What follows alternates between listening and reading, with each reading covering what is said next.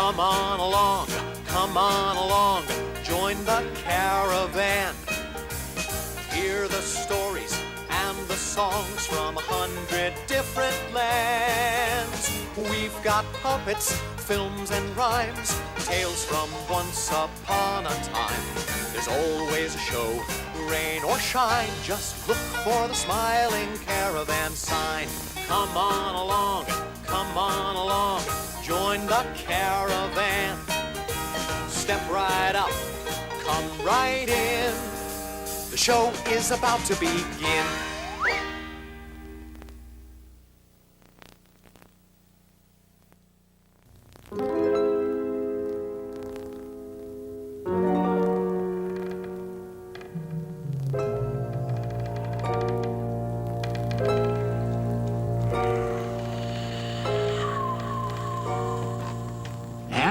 Time for bed.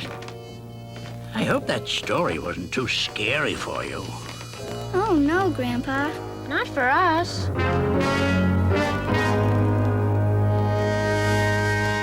Well, sleep well. Would you leave the door open a little? Or a lot? Certainly. Good night. Louie. What? I didn't believe that story. Did you? Of course not. Especially the monster part. And the screaming part. Do you hear something? Like what? Like something coming up the stairs? It's nothing. Look at that shadow on the wall. Here it comes. It's getting bigger. It's only Leonard. Boy, are we glad to see you.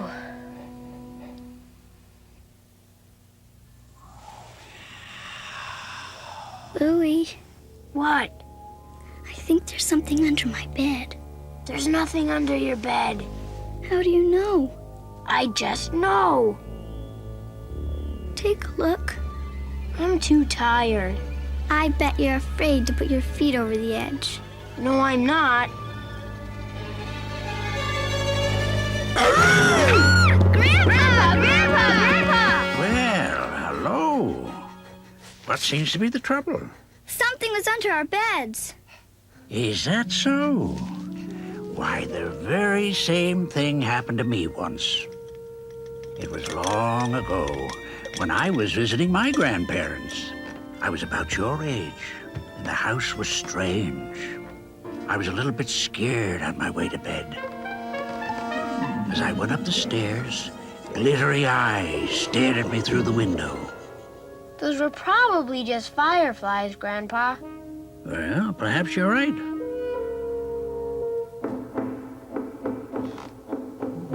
My room was at the end of a long, long hall. I went into my room, put on my pajamas, picked up a book, and read for a while. Suddenly, I realized I'd forgotten to look under the bed. I worked up my nerve and took a peek. It was awful. A creature with wild hair, no head, and a long tail was standing there. But Grandpa, wasn't that your shoes, your bathrobe, and your hairbrush just where you had left them? Why, that's just what it was. I got back into bed, and then I heard some horrible sounds. Little creatures on stilts. They went knick-knock, knick-knock. Grandpa, was there a big grandfather clock in the hall? Why, yes, there was. Well, what did it sound like? Oh, I see what you mean. Well, I closed my eyes. A huge and terrible bird flew in. I could feel its feathers on my face. Probably not a big bird, Grandpa. No? Then what could it have been? A few moths. Just what it was. But then, outside my window, I heard pirates fighting with swords. Clash, clash! Probably some cats jumping on garbage cans. Probably.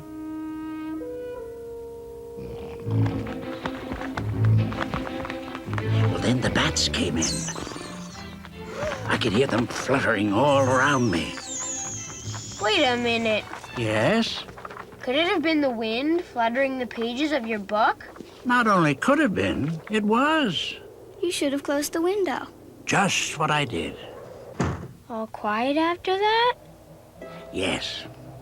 Until the ghosts started wailing and moaning. You should have shut the window tighter.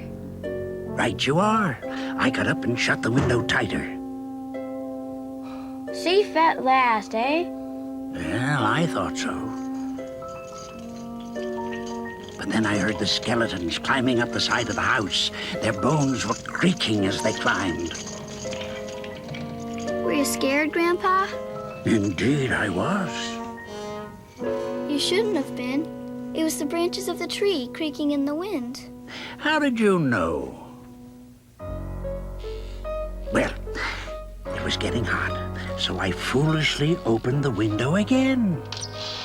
Not a good idea? No, the light blew out. Were you scared in the dark, Grandpa? Well, just until I got used to it.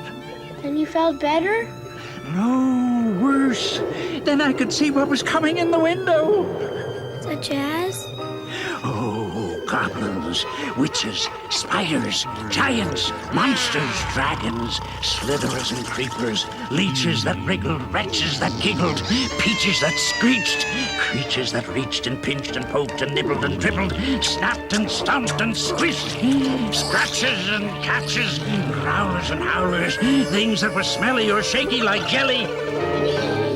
Suddenly they all started chasing me. I ran out of the door. I could hear something coming after me. I ran from one room to another and down the halls. I ran upstairs and down, and finally I stopped to rest. I looked behind me, and nothing was there. So you were safe and sound, Grandpa? No, that's when they grabbed me. Who? What? What? Well, what seems to be the trouble, lad? We heard you running around. Why, it was only my grandpa and grandma. They thought maybe I was hungry. They gave me a big bowl of strawberry ice cream, and I felt much better. Do you have any ice cream, Grandpa? Well, wouldn't hurt to take a look.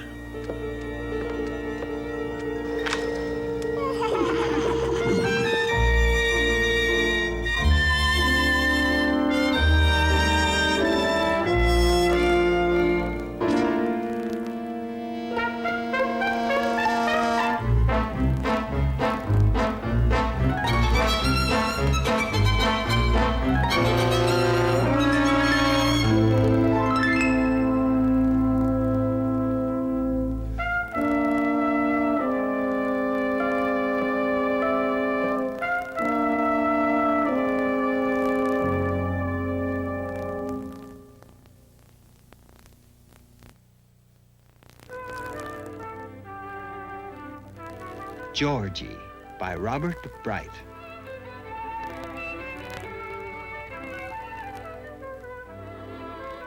In a little village in New England, there was a little house which belonged to Mr. and Mrs. Whitaker. Up in the little attic of this house, there lived a little ghost.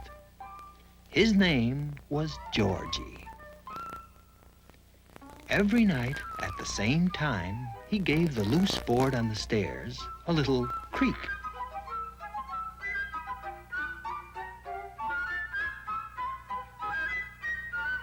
And he gave the parlor door a little squeak.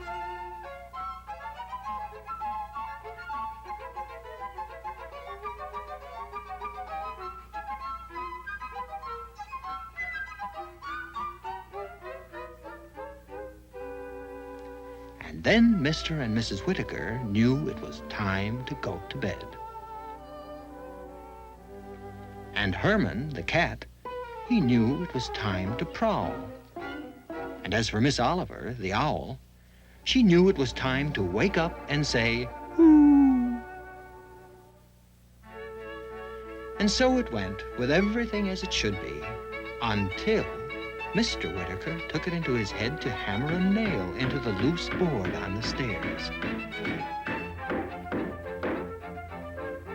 and to oil the hinges of the parlor door.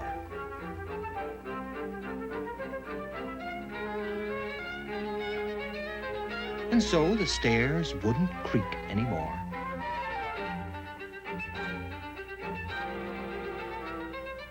And the door wouldn't squeak anymore.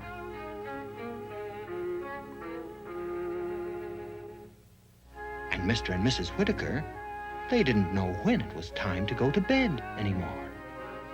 And Herman, he didn't know when it was time to begin to prowl anymore. And as for Miss Oliver, she didn't know when to wake up anymore and went on sleeping.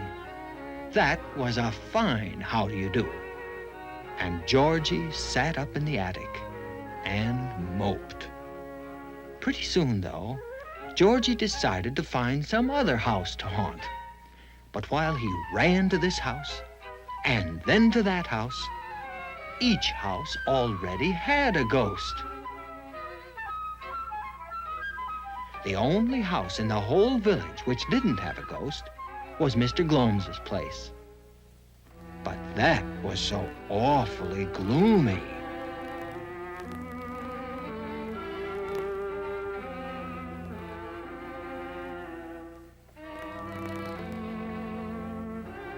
The big door groaned so.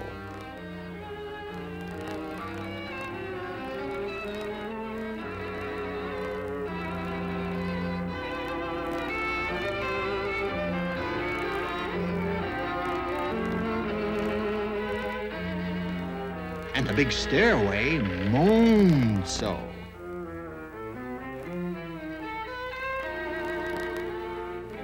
And besides, Mr. Glomes himself was such a crotchety old man, he came near frightening Georgie half to death. So Georgie ran away to a cow barn where there lived a harmless cow.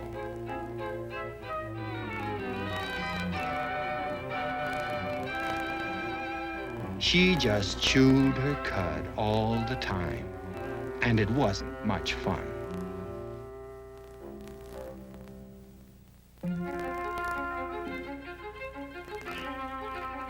Meanwhile, a lot of time went by, and it rained a good deal.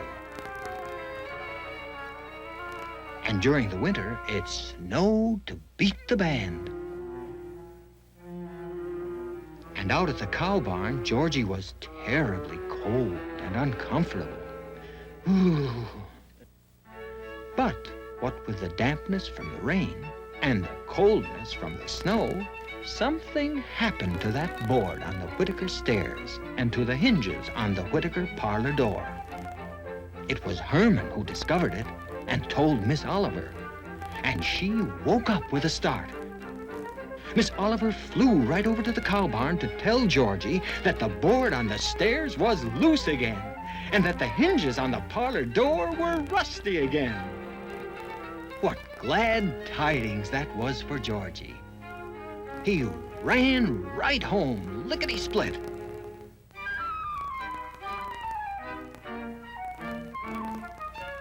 And so, at the same old time, the stairs creaked again. And the parlor door squeaked again.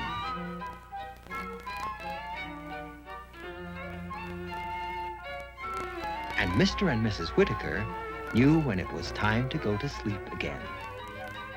And Herman, he knew when to begin to prowl again. And as for Miss Oliver, she knew when it was time to wake up again and say, "Ooh." Thank goodness.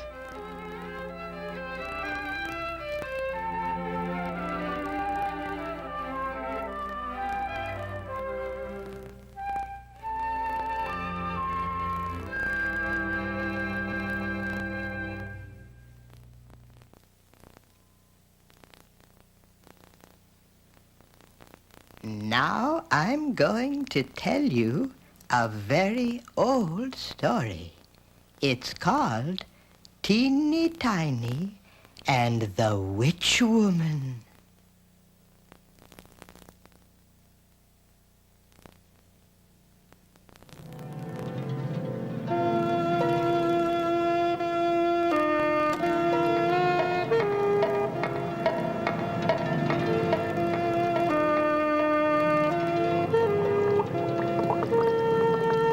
Once there was,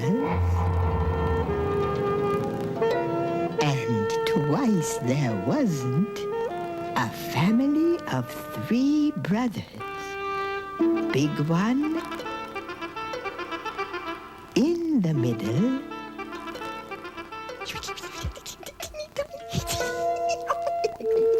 and teeny tiny.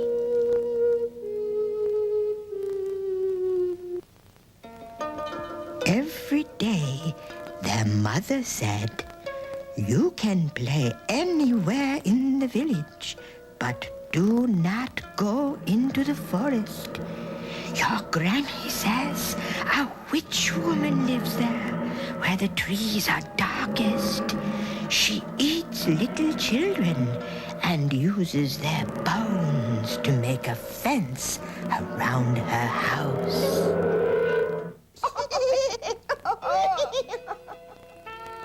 One morning, when no one was looking, Big One said, "Let's go into the forest to play." "Yes," agreed in the middle. "I'm not afraid of any old witch woman. Come on, Teeny Tiny." Now, Teeny Tiny didn't want to go, but he went anyway. "I'll keep my eyes open and my legs ready to run," he told himself.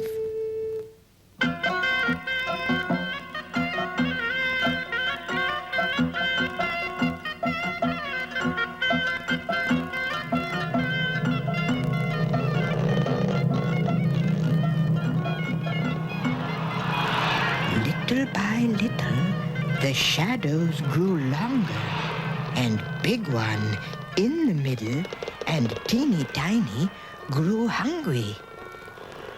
But no matter where they looked, the boys could not find the path to the village. At last, Teeny Tiny climbed a tree to look farther. "I see a light," he called.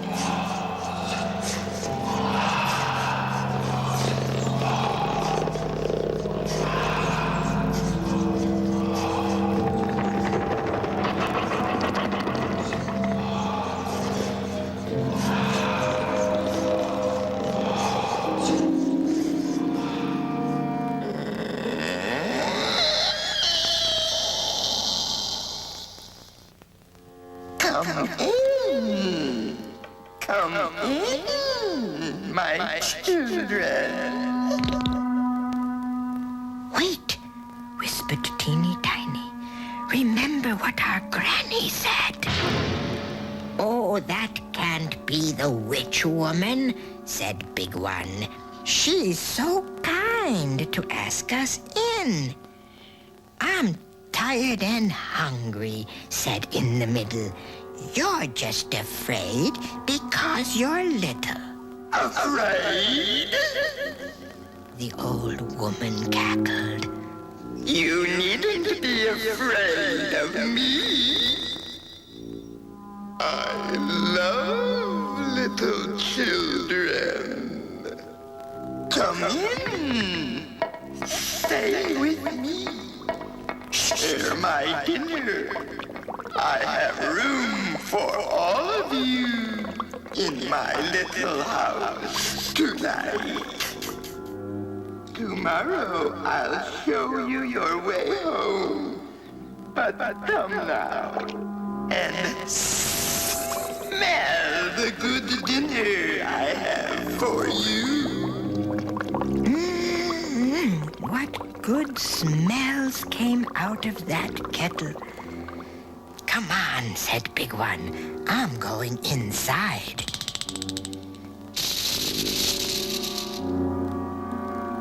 You may call me Auntie.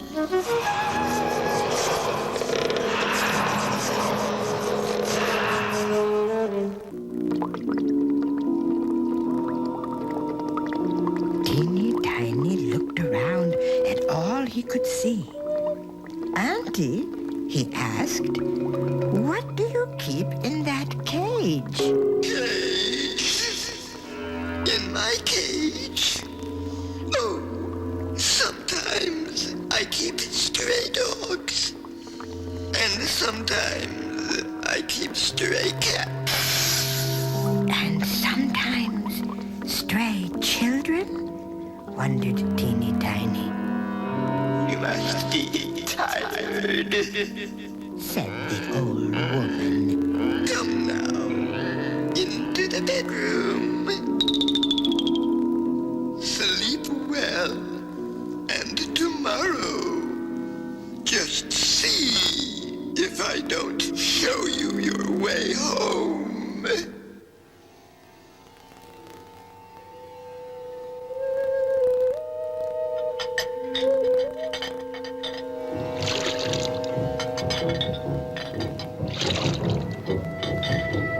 The moonlight shone down on that knobby white fence. It was made of bones, leg bones, arm bones, little people bones. Teeny Tiny stared at the fence. Then he looked at Big One, and in the middle, already sound asleep.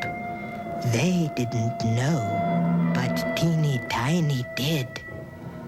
This was indeed the house of the witch woman.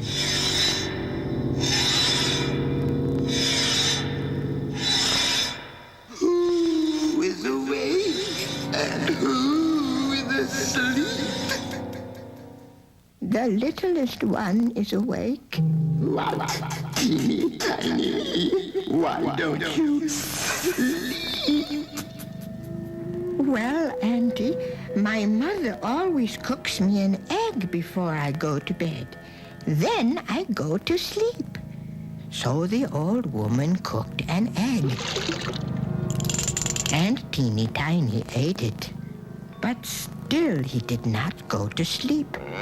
And after a while, the woman called again. Who is awake and who is asleep? The littlest one is awake, said Teeny Tiny. What? Still awake? Well, Auntie, my mother gives me popcorn and raisins at bedtime. Then I go to sleep. So the old woman brought him popcorn and raisins. But still he did not go to sleep. After a while, she called again. Who is awake and who is asleep? The littlest one is awake. What can I get you to help you sleep? Auntie, all that popcorn has made me thirsty. At home, when I'm thirsty, my mother goes to the well to fetch me water in a sieve. When I drink it, then I go to sleep. As the old woman bent to fetch her sieve, a cake of soap fell out of her apron pocket. Oh dear, my magic objects. Better to leave them here safe than to lose them outside in the dark by the well. So she laid the soap, a needle, and a short, sharp knife on a high shelf. Then she opened the door softly and started toward the well. Wake up! Auntie is that witch woman. If we don't hurry, we'll be her dinner tomorrow. I heard her say she'd leave 3 magic objects on the high kitchen shelf. If she says they're magic, they just may be magic. 1, 2, 3, he tucked them into his pocket and ran with his brothers down the moonlit path. As for the old woman, she just couldn't catch any water in the sieve, and she couldn't catch any water in the sieve.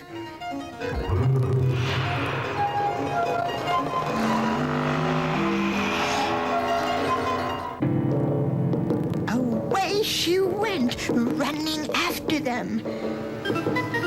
As the old woman came closer and closer, Teeny Tiny took out the cake of soap.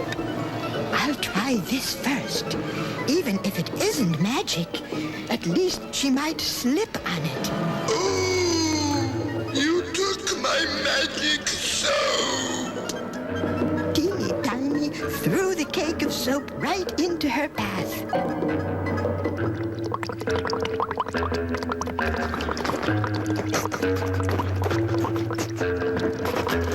Oh, it's no use. I'll have to run around it. I'll catch you. Then Teeny Tiny picked the needle out of his pocket.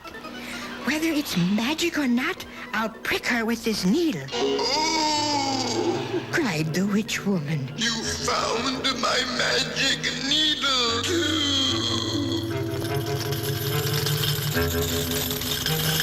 And suddenly the needle became many needles, a whole mountain of needles, all prickly and sharp.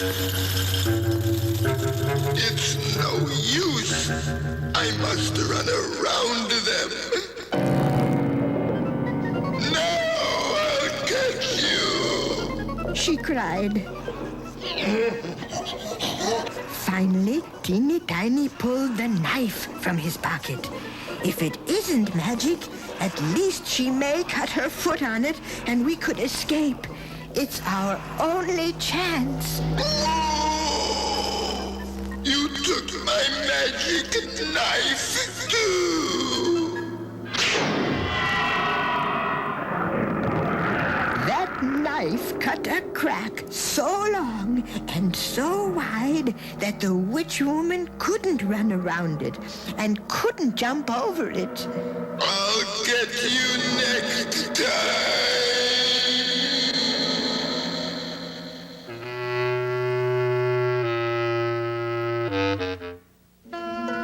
The three boys didn't stop running until they reached their own home.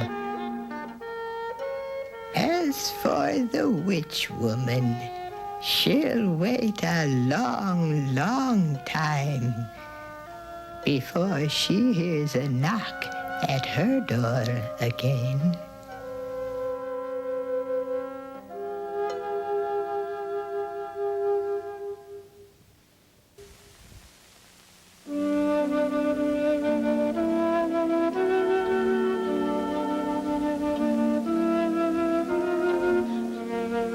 I remember that story from so many years ago.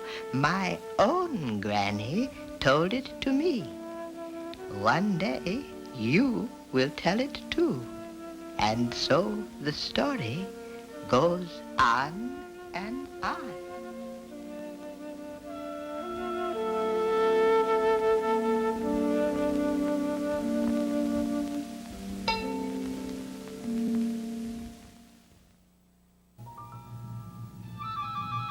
A dark, dark tale.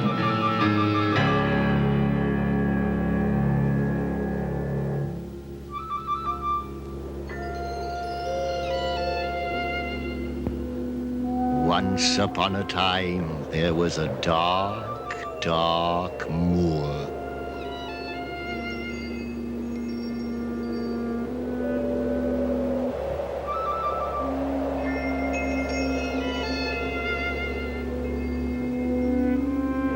On the moor, there was a dark, dark wood.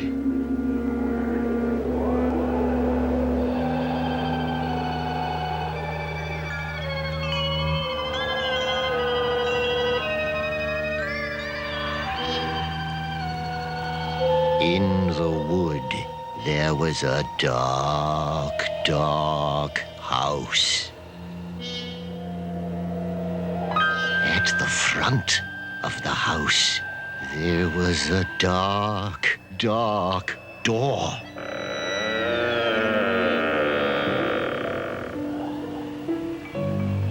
Behind the door, there was a dark, dark hall.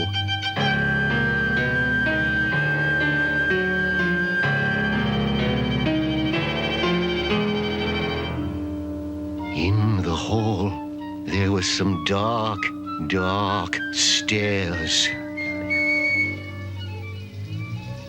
Up the stairs, there was a dark, dark passage.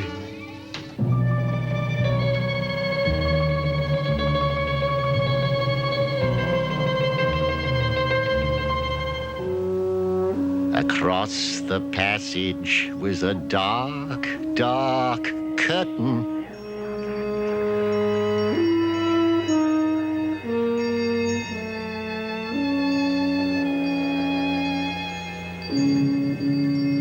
Behind the curtain was a dark, dark room. In the room was a dark, dark cupboard.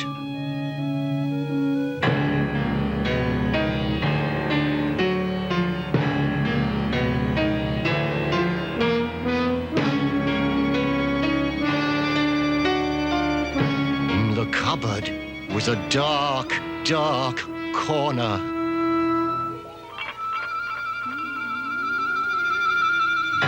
In the corner was a dark, dark box. And in the box there was a mouse.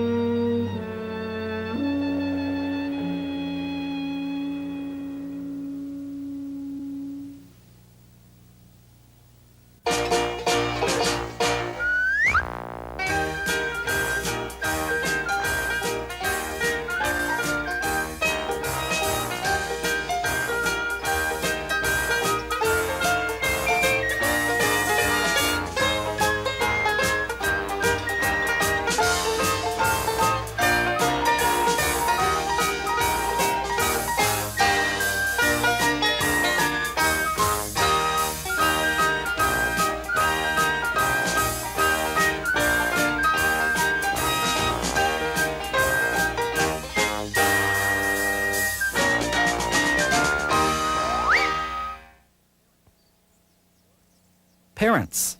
The stories in the Children's Circle series are based on outstanding books for children, which you can get from your public library, bookstore, or from CC Studios, Weston, Connecticut, 06883. Please phone 1-800-KIDS-VID. In Connecticut, 1-222-0002.